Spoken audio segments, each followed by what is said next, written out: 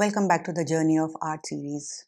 For those who are new, I am Sidrah Hakim. I'm a soulscape artist. I've been an artist for a little over 3 decades, and my love for art and my thirst for knowledge has driven me to begin this channel where I talk about art and the art that existed out there. I like to connect the journeys with the evolution of the human soul, human mind, and higher consciousness. In the previous videos, the past few videos, I connected more with structures and how they connected with higher consciousness, from Longmen grottos to the Terracotta Army to the Angkor Wat. Similarly, I would like to continue this journey in this episode. Today, travel with me to Central Java, Indonesia once again. I always say Eastern Europe, not Eastern Europe, the eastern part of the world um,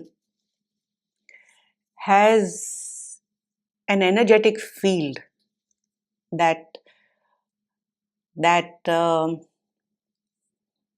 that connects us, did connect us in the past, and does so in the present as well, to the higher realms, to more spirituality, I feel. And so I would like to travel to this structure. It's a structure and a monument in Central Java, Indonesia, where architecture was not architecture. Architecture became a journey. It was more than a structure, it became a journey. We go to Borobudur today. I hope I've pronounced it correct as always.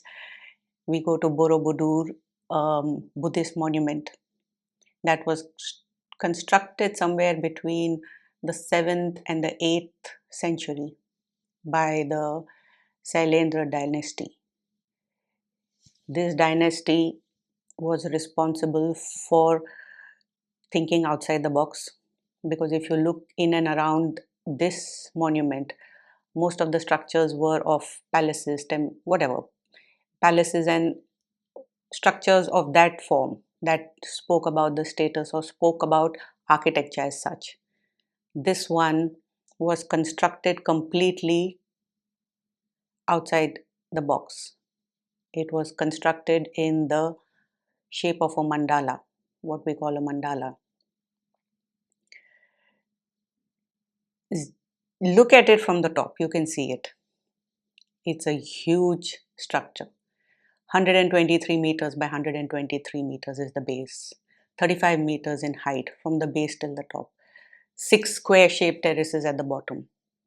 As you ascend higher, 3 platforms that are circular in structure. You have to see it. You have to see it from a higher vantage and you'll understand it. I'll put up the image and you'll see that this depicts what we call a mandala today. But how is this structure above architecture, above, that transcends beyond architecture? It talks of a journey. It talks of a journey of the human soul, human consciousness. At the lowest level, when you go around, you walk through a journey of the phases of elevating your own consciousness, I would feel. At the lowest level, you have statues, carvings that are more dense, that are more uh, concentrated. They talk about the chaos. They talk about the our realm, the 3D realm. They talk about desires and temptation. They talk about attachments, karmic cycles. It is called the Kama Dhatu, realm of desire and attachment. As always, I've written down everything. The images of struggles, temptation, and karmic cycles. You see it. As you see it, you journey through the entire thing. All the all the structures, all the statues are on the right, and you're walking towards it in a circular way, walking forward, feeling, understanding. You go higher, you reach the next realm called the Rupa Dhatu, the realm of form, where the grip to the lower level begins to loosen a little bit, where where the journey of consciousness, as you journey towards higher consciousness, you begin to put aside your grip on desires, grip on temptations, and you begin to understand a little bit of releasing those bonds that tie you to things that no longer serve you. And you see a little, with a little more clarity, with a little more understanding, and you see that in the middle platform, in the middle structure of this monument, the Rupa Dhatu. You see the scenes of life of Buddha. This is what it's all about, where the composition becomes more balanced, it's more serene. You see the different statues of the Buddha, you will see. Buddha is anyway, it's when you look at any statue of Buddha, you can immediately feel that energy of calm, more serene, more. It inspires you to go within yourself. That's how I see a Buddhist, uh, a statue of a Buddha, I would say, or an image or a photo, anything. You look at it and you wonder.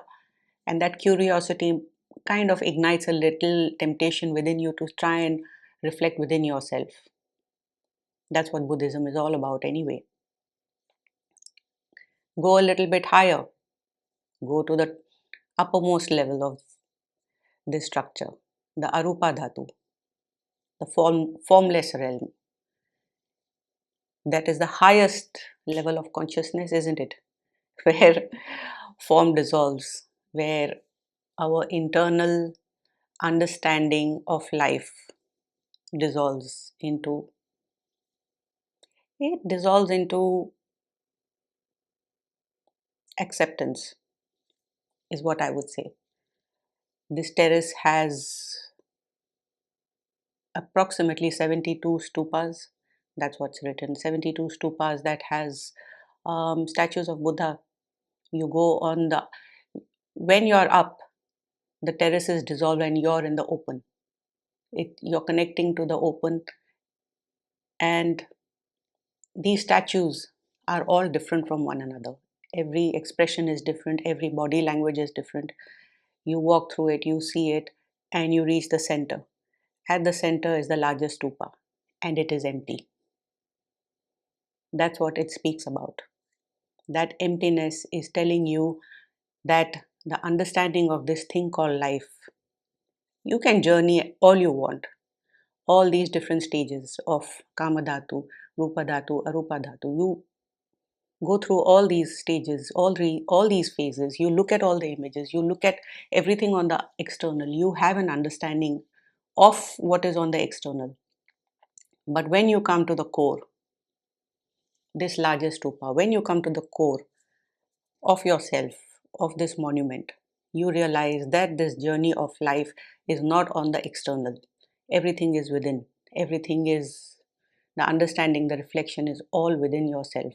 That you mirror, you look in the mirror above, however it was meant to be perceived at the time of constructing this monument. You look, you think, you reflect, and you realize, wow, it's all within.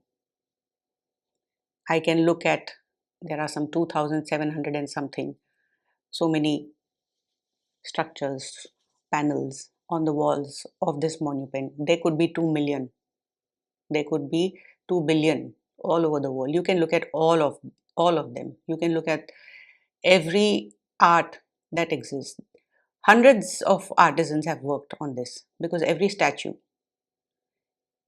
is different from the other. Every statue tells a story. It is a journey, right from the bottom till the topmost open terrace. It's a journey. You're walking round and round and round. reading a story, understanding a story, seeing a story. So that's a hundreds and hundreds of artisans have worked diligently to construct this story for the viewer to see, for the viewer to experience. So it is more than architecture. But in life, we can look at read millions of words, billions of words, read hundreds and thousands of books, see art, listen to words endlessly. But at the end of the day, at the core, you will reach the stupa, the largest stupa, which is your core, and it will be empty. Because that's when you have to face your own mirror, and that will reach you to the ultimate truth that it is all formless, that is, it is infinite, consciousness is infinite, higher consciousness is infinite, it is formless.